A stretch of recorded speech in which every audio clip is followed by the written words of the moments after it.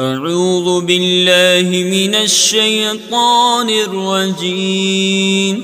بسم اللہ الرحمن الرحیم۔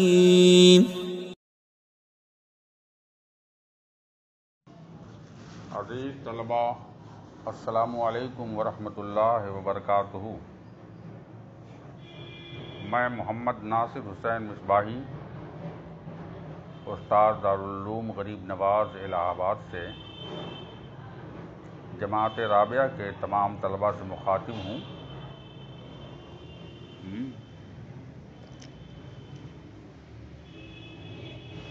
آج کے دن 9 نومبر 2020 کی تاریخ ہے اور معمول کے مطابق آپ کے نصاب کی کتاب شرح وقایع کے نئے سبق کا آغاز ہونے جا رہا ہے۔ میں آپ لوگوں کی ذمہ داری، مستعدی، محنت و لگن اور تمام تر احساسات سے مجھے پورا یقین ہے، پورا بھروسہ ہے کہ آپ لوگ اپنی اپنی ذمہ داری کے تحت کتابیں لے کر موجود ہوں گے، آنے والے سبق کی عبارت خوانی کر رہے ہوں گے اور پھر اس کے بعد سبق کے ترجمے، مطالب اور اس کے ما لہ ما علیہ کی تفصیلات کو بغور سماعت کریں گے۔ پھر معمول کے مطابق ان کی آپسی تکرار کریں گے،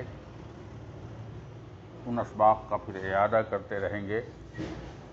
تعلیم و تعلم کا یہ سلسلہ جاری رکھنے کے لیے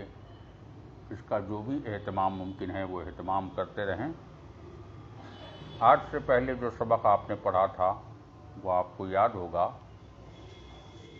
کہ پانی کے وہ اقسام، پانی کے وہ انواع جن سے طہارت جائز ہے یا جن سے طہارت ناجائز ہے، ان کے اقسام کو بیان کرتے ہوئے مصنف نے کہا تھا کہ اگر کوئی پانی ٹھہرا ہوا ہو اور اس میں نجاست واقع ہو جائے تو اس سے وضو جائز نہیں ہے، مگر اس صورت میں وضو جائز ہے جبکہ وہ پانی دہ در دہ ہو، یعنی 40 ہاتھ 10 ہاتھ چاروں طرف سے 40 ہاتھ کا وہ گڈھا ہو اور اس کی گہرائی اور عمق اتنی ہو کہ جب آپ چلو سے پانی اٹھائیں تو پانی کی سطح زمین سامنے نہ آئے، نظر نہ آئے، تو ایسے گڈھے میں آپ وضو کر سکتے ہیں، طہارت کر سکتے ہیں، کیونکہ ایسے پانی کا حکم جو ہے مائع جاری کی طرح ہے، اور مائع جاری کی طرح ہے تو اگر جس جانب نجاست پڑی ہے اور نجاست مرئیہ ہے تو وہاں پر وضو نہ کر کے دوسری جانب آپ وضو کر سکتے ہیں۔ اور اگر نجاست غیر مرئی ہے تو چاہے جہاں سے بھی چاہیں آپ وضو کر سکتے ہیں۔ تو یہ تفصیلات آپ کو بتائی گئی تھی۔ آج کی تفصیل میں مصنف فرماتے ہیں، مزید اس کو آگے بڑھاتے ہوئے، قال محی السنت التقدیر بعشر فی عشر لا یرجع الی اصل شرعی یعتمد علیہ۔ اقول اصل المسألۃ ان الغدیر العظیم الذی لا يتحرک احد طرفیہ بتحریک الطرف الآخر اذا وقعت النجاسۃ فی احد جوانبہ جاز الوضوء من الجانب الآخر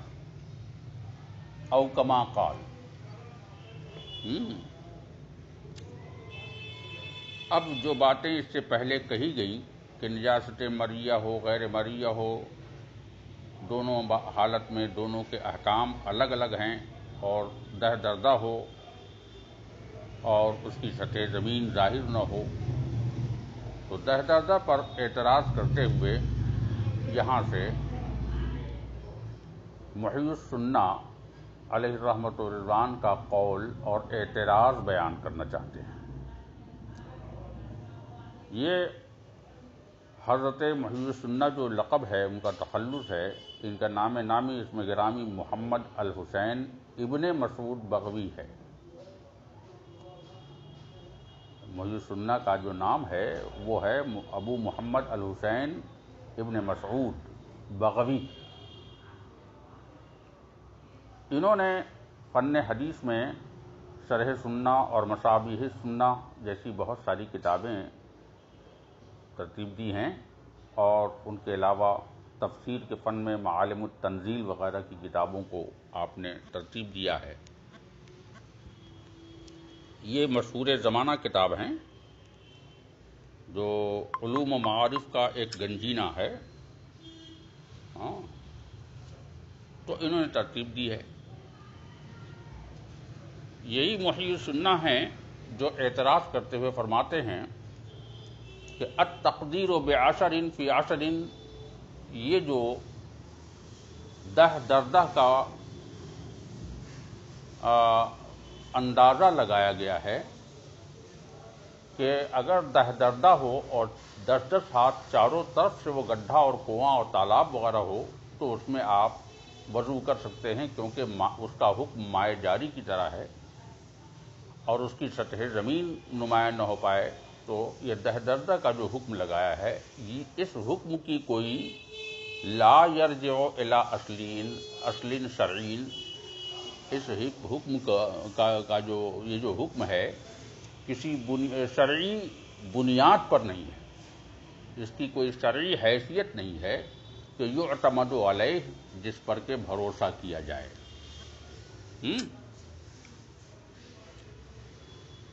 یعنی یہ جو کہنا چاہتے ہیں کہ 10 کا حکم لگانا، یہ حکم کسی شرعی بنیاد پر نہیں ہے جو قابل یقین، قابل بھروسہ اور قابل اعتماد ہو،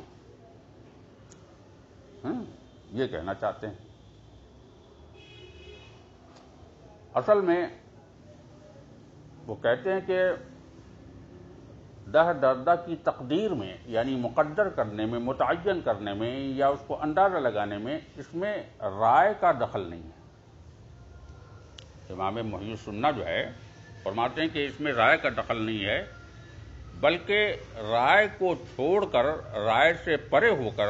اور خیالات سے پرے ہو کر ضروری ہے کہ اس کی کوئی شرعی بنیاد ہو۔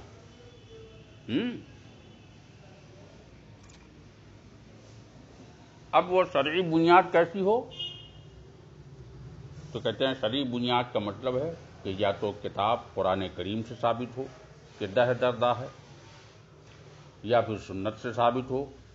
کہ 10 ہونا چاہیے، چاہے وہ قرآن و سنت کا حکم جو ہے صراحتاً مذکور ہو، چاہے استنباطاً ہی کیوں نہ مذکور ہو، یا چلیے کتاب و سنت سے نہ صحیح، بلکہ اس بات پر لوگوں کا، فقہا کا اتفاق ہو جائے، اجماع ہو جائے کہ 10 ہونا چاہیے، تب جناب والا اس میں آپ وضو کر سکتے ہیں ایک جانب سے دوسری جانب کی طرف۔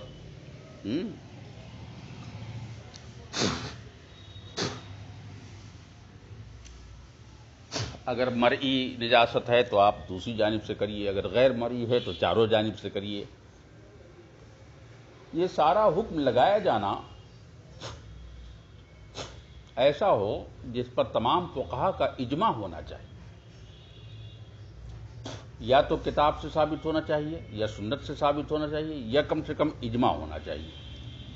لیکن امام اعظم ابو حنیفہ نے جو طے کیا ہے کہ 10 ہو، اور اس کی وجہ بھی یہ بتائی ہے کہ 10 میں ایک کونے کی نجاست دوسرے کونے تک نہیں پہنچتی، یا ایک جانب کی نجاست دوسری جانب تک نہیں پہنچتی ہے، یا ایک ہلکورے کا اثر دوسرے کونے تک نہیں پہنچتا ہے۔ کہتے ہیں یہ ایک ایسی بات ہے، یہ ایسا حکم ہے جس کے لیے کوئی شرعی بنیاد نہیں ہے۔ یہ امام محی السنہ کا اعتراض ہے، بلکہ امام محی السنہ یہ فرماتے ہیں کہ اس کے برخلاف امام شافعی نے جو فرمایا ہے کہ اگر 2 قلہ پانی کہیں پر ہے، 2 قلہ یہ جو ہے بڑے کنویں کے حکم میں ہوتا ہے، کیونکہ 2 قلہ پانی جو ہوتا ہے امام شافعی کے ہاں وہ فرماتے ہیں کہ 2 قلہ پانی مائع کثیر کے حکم میں، تو 2 قلہ پانی اگر ہے تو مائع کثیر ہے، اور جب مائع کثیر ہے تو اس سے آپ وضو کر سکتے ہیں چاہے جہاں سے بھی کریں۔ تو یہ انہوں نے جو امام شافعی نے کہا ہے، ان کا جو یہ قول ہے کہ 2 قلہ پانی اگر ہے تو مائع کثیر ہے، اور 2 قلہ سے اگر کم ہے تو مائع قلیل ہے، لہذا مائع قلیل والے میں وضو نہیں کریں گے، مائع کثیر یعنی 2 قلہ پانی والے گڑھے میں آپ اب اس کو بتاتے ہیں 300 ڈول سے 600 ڈول تک پانی آتا ہے 2 قلہ پانی میں، تو ایسا اگر کوئی کنواں ہے تو وہ بلکہ بہتر ہے، اور یہ جو امام شافعی کا قول ہے انہوں نے ثابت کیا ہے حدیث صحیح وغیرہ سے، اور یہی مالکی وغیرہ نے بھی کہا ہے۔ تو گویا امام محی السنہ جو ہیں حامی ہیں امام شافعی کے قول کے، اور امام اعظم ابو حنیفہ کے قول پر اعتراض ہے کہ اس کی کوئی بنیادی اصل شرعی نہیں ہے، کوئی شرعی بنیاد نہیں ہے کہ جس پر بھروسہ کیا جا سکے۔ تو اب دیکھیے کہتے اسی کو کہا قال محی السنہ تقدیر و بعشر فی عشر لا یرجع الی اصل شرعی، یہ 10 کا 10 میں ہونا یعنی 10 دردہ ہونا یہ نہیں لوٹتا کسی شرعی بنیاد کی جانب کہ یو تعمد علیہ جس پر کہ بھروسہ کیا جائے۔ اقولو، اب میں کہتا ہوں، اب یہ یہاں سے جواب دے رہے ہیں احناف، کن کا جواب دے رہے ہیں؟ حضرت امام محی السنہ کے اس اعتراض کا جواب دے رہے ہیں جو انہوں نے اعتراض کیا ہے، وہ جواب دینے میں کہہ رہے ہیں، کہتے ہیں سنیے، اصل المسئلت ہے نا، اصل المسئلت، اصل مسئلہ جو ہے دہ دردہ میں کیا کہتے ہیں کہ یہ کیا کہتے ہیں وہ یہ ہے کہ ان الغدیر العظیم، کہ غدیر عظیم وہ کہلاتا ہے، غدیر عظیم یعنی بڑا کنواں، بڑا تالاب، بڑا گڈھا، وہ کہلاتا ہے الذی لا یتحرک احد طرفیہ، جس کی پریبھاشا یہ ہوتی ہے، جس کی ڈیفینیشن اور تعریف اور پہچان اور اس کا تعارف یوں ہوتا ہے کہ غدیر عظیم وہ غدیر ہوتا ہے، وہ گڑھا ہوتا ہے، وہ تالاب اور کنواں ہوتا ہے جو جس کا ایک جانب ہلانے سے دوسرا جانب نہیں ہلتا، لا یتحرک احد طرفیہ بتحریک الطرف الاخر، جس کے ایک جانب کو متحرک اور حرکت میں لانے سے دوسرا جانب متحرک نہیں ہوتا، دوسرا جانب متحرک نہیں ہونے کا مطلب کیا ہوا؟ اگر یہ متحرک نہیں ہوتا تو اس کا مطلب اذا وقعت النجاست فی احد جوانبہ، لہذا اگر اس کے کسی ایک جانب میں اگر نجاست واقع ہو جائے تو کہتے ہیں جاز الوضوء من الجانب الاخر، تو دوسری جانب سے جہاں پر نجاست نہیں واقع ہوئی ہے وہاں پر سے وضو کرنا جائز ہوتا ہے، بشرطے کہ نجاست مرئیہ ہو، جیسا کہ اس سے پہلے آپ نے پڑھا اذا وقعت نجاست۔ تو کہنے کا مطلب یہ ہے کہ دہ در دہ کا مقدر کرنا، اندازہ کرنا، طے کرنا، متعین کرنا یہ بہت مشہور ہے متن وغیرہ میں،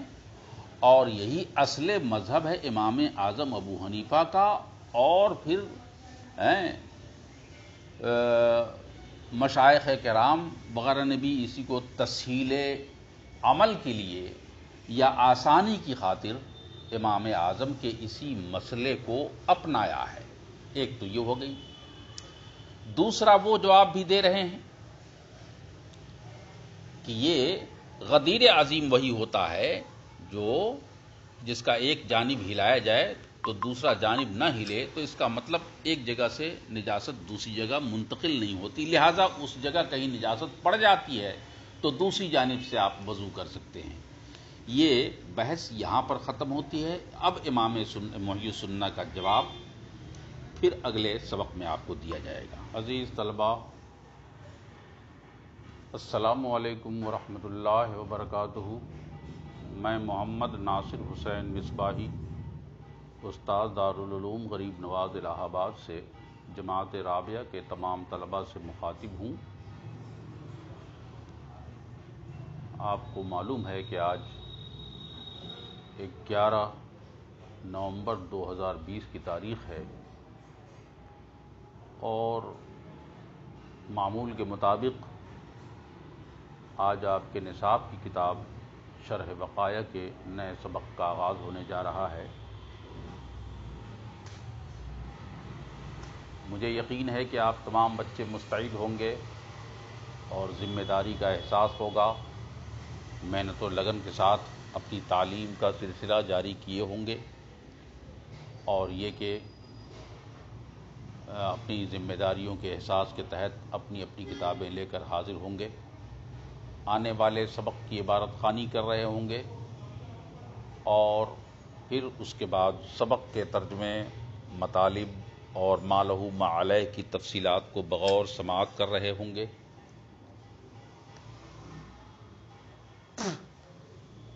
اب تک آپ نے جو کچھ پڑھا ہے وہ آپ کو یاد ہوگا کہ کل کے دن آپ نے امام محی السنہ کا جو اعتراض تھا دہدردہ پر کہ دہدردہ کوئی بنیادی اور شرعی حیثیت کا حکم نہیں ہے جس میں وضو جائز ہونا چاہیے، اس پر دو طرح کا جواب دیا تھا امام اعظم نے۔ پہلا تو یہ کہ غدیر عظیم وہی ہے جس کا ایک جانب اگر ہلایا جائے تو دوسرے جانب اس کا اثر نہ جائے، اور اس لیے اس میں جہاں پر نجاست پڑ جائے اس جانب کو چھوڑ کر دوسری جانب میں آپ بیٹھ کر وضو کر سکتے ہیں، اور اگر نجاست غیر مرئیہ ہے تب تو کوئی بات نہیں، کہیں بھی آپ کر سکتے ہیں۔ پھر اس کا دوسرا جواب یہ دیا گیا کہ بھئی یہ دہدردہ کا اعتبار میں نے کیوں کیا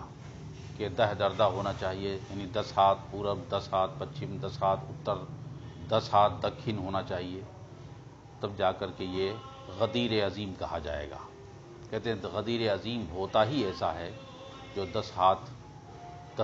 چاروں طرف سے ہوتا ہے، تو اس سے کیا ہوتا ہے کہ اس میں کیا کہتے ہیں غدیر عظیم کا حکم ہوتا ہے اور اس کا ایک جانب دوسری جانب کو متحرک نہیں ہوتا ہے۔ اور اس کے بعد جواب دیا تھا کہ اس کی بنیاد اللہ کے رسول صلی اللہ علیہ وسلم کے قول پر ہے۔ یہ دوسرا جواب ہے کہ جو کوئی کنواں کھودے گا تو اس کا چاروں طرف سے 40 گز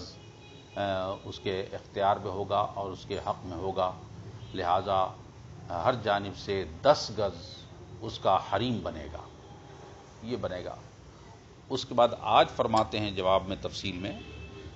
کہ فَفُهِمَ مِنْ هَذَا أَنَّهُ إِذَا أَرَادَ آخَرُ أَنْ يَحْفَرَ فِي حَرِيمِهَا بِيرًا يُمْنَعُ مِنْهُ لِأَنَّهُ يَنْجَذِبُ الْمَاءَ إِلَيْهَا وَيَنْقُصُ الْمَاءَ فِي الْبِيرِ الْأُولَى وَإِنْ أَرَادَ أَنْ يَحْفَرَ بِيرَ بَالُوعَةٍ يُمْنَعُ أَيْضًا لِسَرَایَةِ النِّجَاسَةِ إِلَى الْبِيرِ الْأُولَى وَتَنْجُسُ مَاؤُهَا وَلَا يُمْنَعُ فِي مَا وَرَاءِ الْحَرِيمِ وَهُوَ عَشَرٌ فِي عَشَرٍ فَعُلِمَ أَنَّ الشَّرْعَ اعتبر العشر فی العشر فی عدم سرایت النجاست، ہے نا، او کما قال۔ تو یہ فرماتے ففہما، تو بات سمجھ میں آ گئی، اس بات سے یہ بات سمجھ میں آ گئی۔ یعنی کیا سمجھ میں آ گئی؟ وہ یہ سمجھ میں آ گئی کہ یہ حدیث جو اللہ کے رسول صلی اللہ علیہ وسلم نے ارشاد فرمایا حدیث میں کہ اذا حفر من حفر بیرن فلہ حولها 40 ذراعا، کہ جس کے پاس جو کوئی اگر کنواں کھودے گا تو اس کے چاروں طرف سے 10 ہاتھ کا اس کا حق ہوگا اور اس کا حریم بنے گا 10 ہاتھ، 40 ہاتھ کل چارے ہوگا۔ تو اس بات سے یہ سمجھ میں آ رہا ہے کہ اگر کوئی آدمی کنواں کھودتا ہے،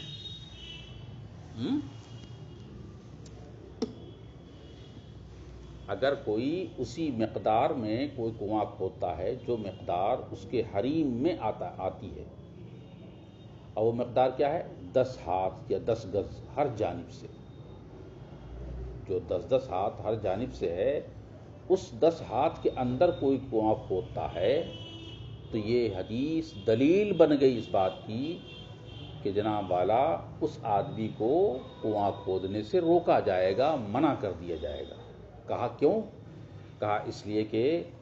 جب وہ قریب ہو جائے گا پہلے والے کنویں کے، جو کھودنے والا دوسرا آ رہا کھودنے کے لیے، وہ کنواں کھود کر قریب کر دے گا اس کے حریم سے، ہے نا، تو وہ جو ہے پانی کو پہلے والے کنویں سے دوسرے والے کنویں کی طرف کھینچ لے گا، ہے نا، تو اس کو منع کیا جائے گا۔ یہاں تک کہ اگر کوئی وہاں پر کیا کہتے ہیں اس حریم کے اندر کوئی چیز اور بنا لے، جیسے مان لیجئے کہ کوڑا خانہ بنا لے، یا اس میں کھیتی وغیرہ کر لے، یا اس میں جناب والا کوئی اور گندے پانی کو جمع کرنے کی جگہ بنا لے، یا کوئی بارش کا پانی ایسے ہی سڑک کا پانی، راستے کا پانی اس میں جمع کرنا چاہے اور اس حریم کے اندر کھود لے، تو کہتے ہیں ان سب کو ڈھا دیا جائے گا، توڑ دیا جائے گا، منع کیا جائے گا، روک دیا جائے گا، ہرگز اجازت نہیں دی جائے گی، ہے نا۔ تو یہ ہے، جب یہ بات سمجھ میں آ گئی تو اس کو منع کیا جائے گا۔ فَفُہِمَ مِنْ هَٰذَا، تو یہاں سے یہ بات سمجھ میں آ گئی کہ اَنَّهُ اِذَا ارادہ، کہ اگر کوئی آدمی ارادہ کرے گا، آخر دوسرا آدمی ارادہ کرے گا، ان یحفر، کہ کنواں کھودے، فی حریمہا، اس کے حریم میں، بیرن یمنع منہ، تو اس کنویں کو کھودنے سے اس کو منع کیا جائے گا۔ کہا کیوں؟ کہا لِأَنَّهُ يَنْجَذِبُ الْمَاءُ إِلَيْهَا، کیونکہ وہ پہلے والے پانی سے، پہلے والے کنویں سے دوسرے والے کنویں میں پانی کھینچ لے گا، اور نتیجہ یہ ہوگا کہ ينقص الماء فی البیر الاولی، اور پہلے والے کنویں میں پانی کم ہو جائے گا،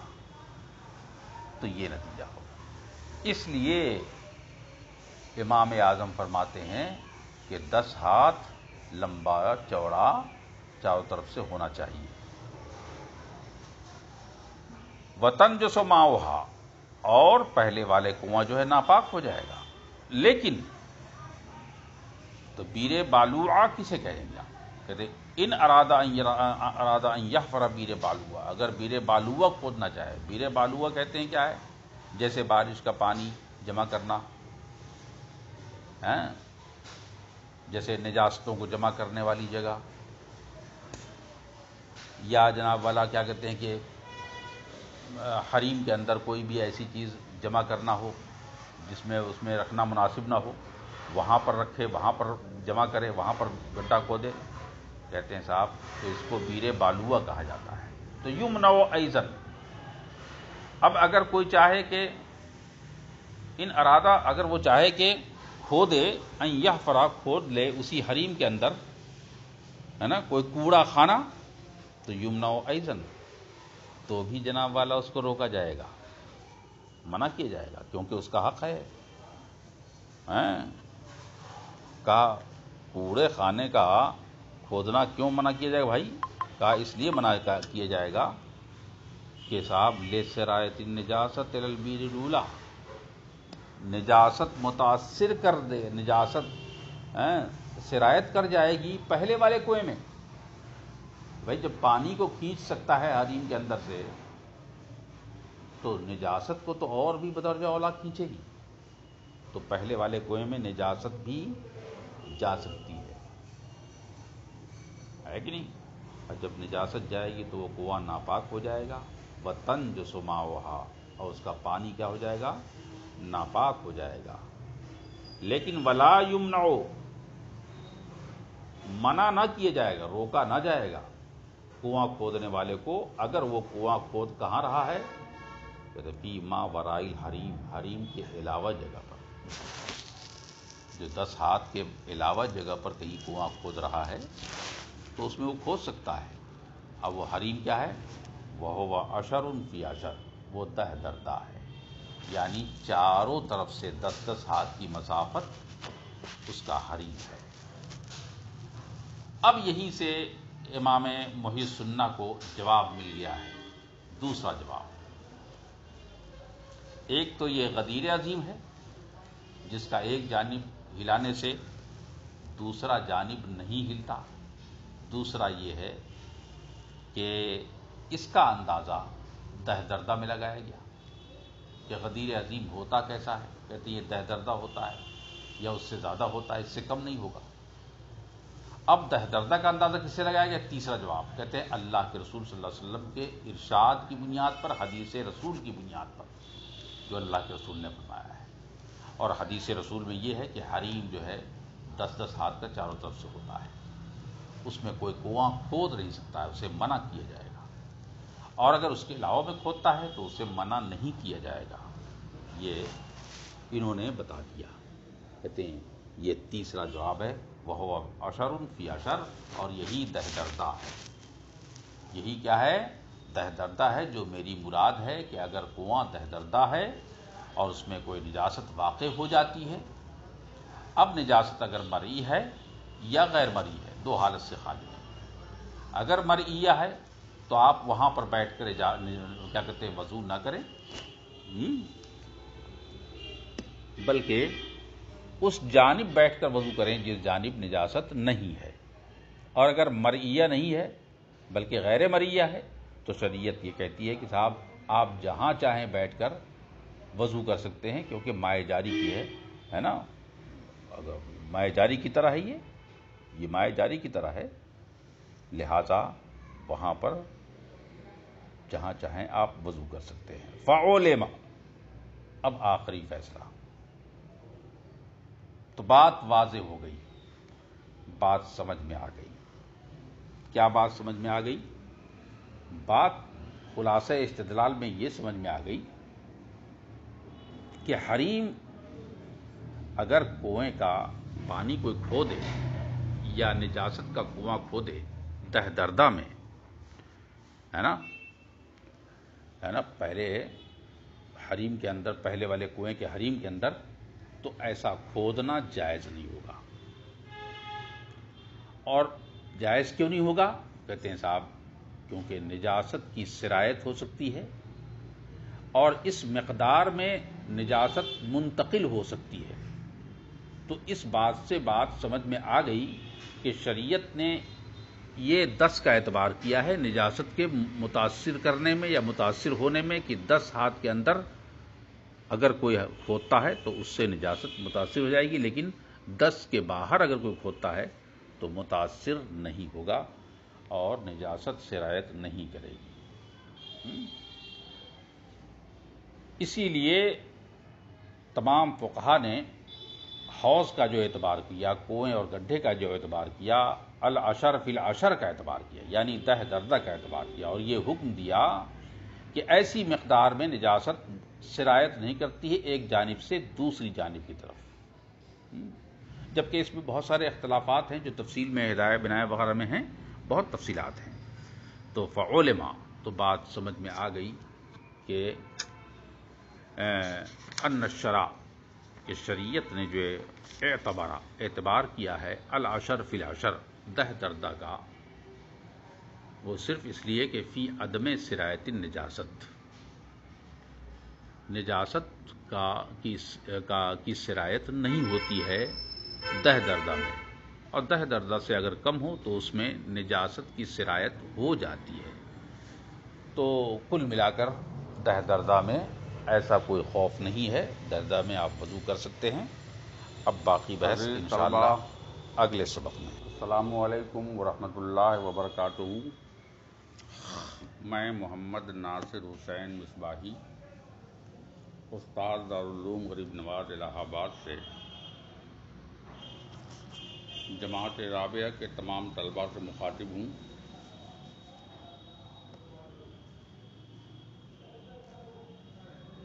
معمول کے مطابق آج 15 نومبر 2020 کی تاریخ میں پھر نئے سبق کا آغاز کرنے جا رہا ہوں، جو متعلق ہے آپ کے نصاب کی کتاب شرح وقایع سے۔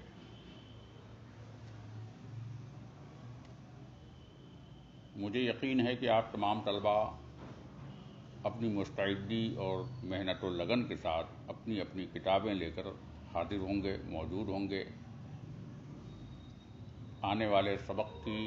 عبارت خوانی کر رہے ہوں گے، پھر سبق کے ترجمے، مطالب اور اس کے ما لہو ما علیہ کو بغور سماعت کر رہے ہوں گے، پھر تکرار کریں گے وغیرہ ذالک۔ آپ جانتے ہیں کہ آپ کے شرح وقایع کا سبق جو چل رہا ہے وہ کتاب الطہارت میں، اور کتاب الطہارت سے آگے پانی کے ان اقسام کا ذکر چل رہا ہے، پانی کے ان انواع کا ذکر چل رہا ہے جن پانیوں سے طہارت جائز ہے یا جائز نہیں ہے۔ تو پانی کے وہ انواع و اقسام کا ذکر چل رہا ہے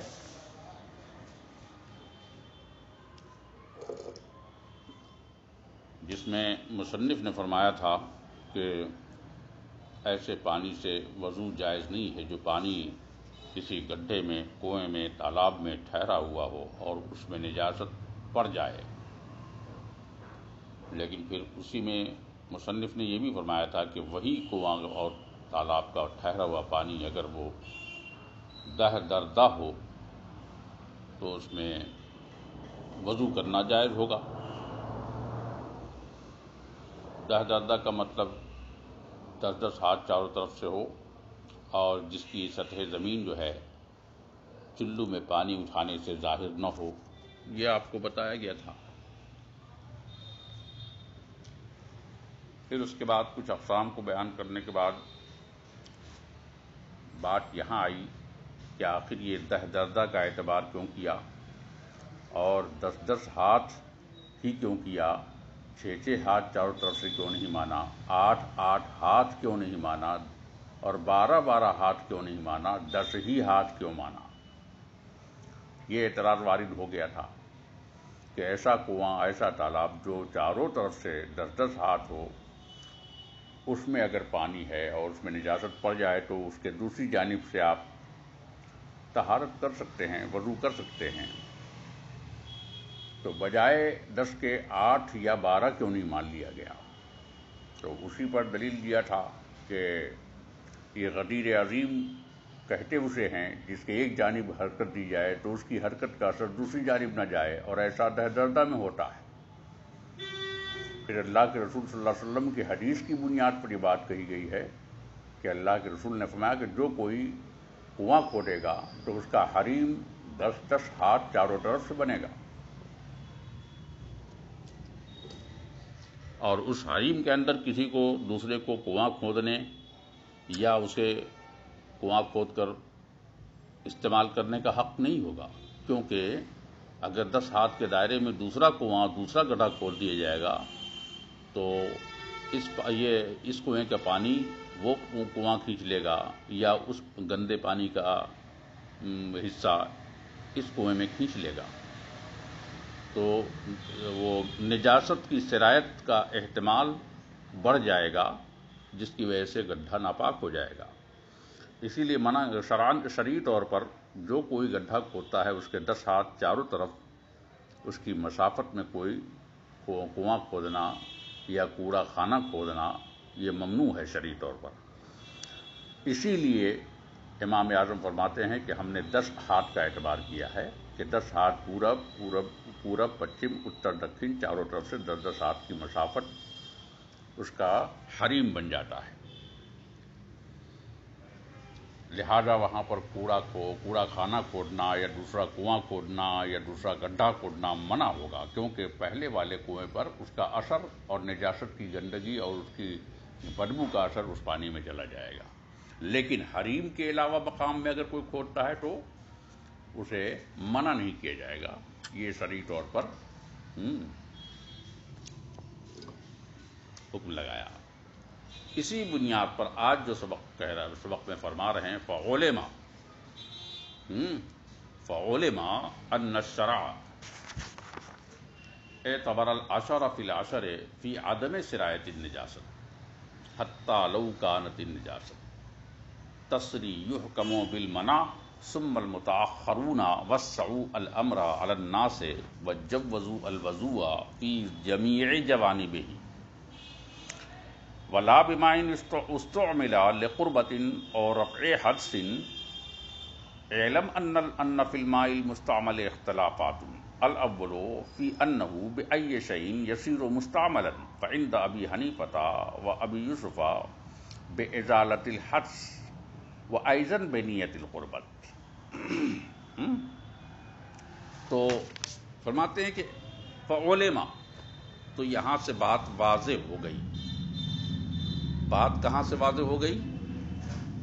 بات یہاں سے واضح ہو گئی کہ پانی کا کنواں یا نجاست کا کنواں 10 دردہ کے اندر، یعنی 10 ہاتھ کے مقدار کے دائرے میں جو ہے، پہلے والے کنویں سے دوسرے والے کنویں میں اپنی گندگی کا اثر ڈال دیا کرتا ہے. تو شریعت نے دردہ کا جو اعتبار کیا تو سرایت نجاست کی بنیاد پر یا عدم سرایت نجاست کی بنیاد پر، کہ چونکہ 10 ہاتھ کے دائرے میں اگر دوسرا کنواں کھودا جائے تو وہ گندگی کھینچ کر پہلے والے کنویں میں آ جائے گی، اس لیے اس کا اعتبار کیا. تو اس کے بہت سارے اسباب اور بھی دیگر کتابوں میں بتائے گئے ہیں کہ فقہا نے فرمایا کہ اس مقدار میں جو ہے عام طور سے نجاست متاثر کر دیتی ہے دوسرے کنویں، دوسرے گڈھے کو. ہاں، اگر 10 ہاتھ سے پہلے، 10 ہاتھ سے کے بعد کیا کہتے ہیں، اس کے بعد جو ہے کنواں کھودا جائے، اس کے علاوہ دائرے میں کھودا جائے تو اس کا اثر نہیں ہوتا ہے. بہانہ کے بعد لوگوں نے کہا تھا کہ نہیں، اس کو جو ہے 10 کا 10 میں نہیں بلکہ 12 کے 12 میں ہونا چاہیے. بعض لوگوں نے کہا نہیں، نہ 12 نہ 10 بلکہ 8 ہاتھ ہونا چاہیے وغیرہ ذالک. لیکن یہ آپ کو میں نے بتایا تھا کہ پہلے ہی فرما دیا تھا کہ بھائی یہ تسہیل اور آسانی کے لیے 10 کا اعتبار بہت عمدہ، بہت بہتر اور بہت ہی آسان ہے. اسی لیے فقہا نے 10 دردہ کو ترجیح دی ہے، نہ کہ 12x12 کو ترجیح دی ہے، یا 8x8 کو ترجیح نہیں دی ہے. فعلما، یہ 10 کے عدم سرایت نجاست یا سرایت نجاست کی بنیاد پر شریعت نے اعتبار کیا العشرہ فی العشر، 10 دردہ کا اعتبار فرمایا. کہا کیوں؟ کافی عدم سرایت نجاست، نجاست کا اثر نہ ہونے کی بنیاد پر، کہ 10 ہاتھ کے دائرے میں سرایت نجاست کا اثر اس پہلے والے کنویں تک نہیں جا سکتا ہے. اسی لیے ہم نے 10 کا اعتبار کیا ہے. یہی ہے جواب آپ کے، اور وہ حدیث مبارک جو اللہ کے رسول نے کہا، من حفر بیرن فلہ عشرۃ حریمھا، جو کوئی کنواں کھودے گا تو اس کا حریم 10 ہاتھ بنے گا چاروں جانب سے. جب یہ بات طے ہو گئی کہ 10 ہاتھ کا ہی اعتبار بہتر ہے، اور حدیث رسول کی بنیاد پر بھی، اور حکم شرع کی بنیاد پر، اور حرام کی بنیاد پر، کہتے لہذا حتی لو کانت النجاست تسری یحکم بالمنع، یہاں تک کہ اگر نجاست کا اثر ایک جانب سے دوسری جانب کو جائے گا، یہاں تک کہ اگر لو کانت النجاست، اگر نجاست کا اثر ایک جانب سے تسری جائے گا، ایک جانب سے دوسری جانب کو، تو کہتے ہیں یہ حکم بالمنع، تو وہاں پر شریعت کا حکم امتناعی لاگو کیا جائے گا. ہم کے حکم امتناعی لاگو کرنے کا مطلب یہ ہے کہ وہاں پر قطعی طور پر یہ اجازت نہیں دی جائے گی کہ اس 10 ہاتھ کے حریم کے اندر کوئی دوسرا آدمی کنواں کھودے، پانی کا ہو چاہے غیر پانی کا ہو، چاہے کیا کہتے ہیں کوڑا کا ڈھیر رکھنے کا ہو، وغیرہ وغیرہ، بہت ساری چیزوں کا ہے. اب دیکھیے پھر فرماتے ہیں ثم المتأخرون وسعوا الامر علی الناس، پھر اس کے بعد متاخرین فقہائے کرام نے اور اہل فکر و نظر نے، ارباب شرع نے، ارباب فقہ نے کیا کیا؟ وسعوا الامر، اس حکم کی توسیع فرما دی ہے علی الناس، لوگوں پر، یعنی اس میں لوگوں کی آسانی کے لیے حکم میں توسیع فرما دی ہے، یعنی وسعت دے دی ہے، گنجائش دی ہے لوگوں پر، یعنی تہ دردہ کے بارے میں۔ اور وہ گنجائش کیا ہے وہ بھی سن لیجئے۔ کیا متاخرین نے وسعت دے دی ہے لوگوں کو اس حکم میں لوگوں پر، اور یہ کہہ دیا ہے وجوزوا، اور جائز قرار دے دیا ہے کس بات کو؟ الوضو، وضو کو جائز قرار دے دیا ہے، فی جمیع جوانبہ، تمام جانب سے وضو کرنے کی اجازت دے دی ہے۔ اب آپ نے سمجھا؟ مطلب کہنے کا یہ ہے کہ اسی دہدردہ میں یہ فرمایا تھا کہ اگر نجاست مرئیہ کہیں گری ہے تو اس جگہ کو چھوڑ کر دوسری جانب پہ آپ جا کر وضو فرما سکتے ہیں، لیکن اگر وہی نجاست مرئیہ اب گری ہے تو اب فقہا فرماتے ہیں کہ نہیں، دوسری جانب جانے کی ضرورت نہیں ہے، بلکہ ہر جانب سے آپ جا کر وضو فرما سکتے ہیں، چاروں جانب سے آپ وضو فرما سکتے ہیں۔ اسی لیے وضو کو تمام جانب سے انہوں نے وضو کو جائز قرار دیا، چاہے مرئیہ ہو چاہے غیر مرئیہ نجاست ہو، جو بھی گری ہو۔ لہذا ایسا کرنا کیوں ہوا؟ کہا ایسا صرف تیسیراً للناس، لوگوں کی آسانی کے لیے کیا گیا۔ وہی فرماتے ہیں وجوزوا الوضوء فی جمیع جوانبہ، اور وضو کو جائز قرار دے دیا فقہا نے لوگوں کی آسانی کے لیے چاروں جانب سے، چاہے جس جانب سے، چاہے وہ نجاست واقع ہونے کی جگہ ہو یا نجاست واقع ہونے کی جگہ نہ ہو۔ مطلب نجاست مرئیہ جہاں پر واقع ہے وہاں پر بھی وضو کر سکتے ہیں ذرا ہٹ کر، چاہے اگل بغل سے، یا نجاست غیر مرئیہ کی ہو۔ نجاست مرئیہ میں تو کہیں بہرحال کر سکتے ہیں بال اتفاق، غیر مرئیہ میں، مرئیہ میں بھی کر سکتے ہیں آپ چاہے سے کہے۔ ایسا کیوں کہا؟ تیسیراً للناس، لوگوں کی آسانی کے لیے۔ تو کل ملا کر یہ ہے کہ دہدردہ ایک میزان ہے، ایک معیار ہے۔ دہدردہ جواز وضو یا عدم وضو کے لیے، عدم جواز وضو کے لیے ایک معیار ہے۔ اب اگلی بحث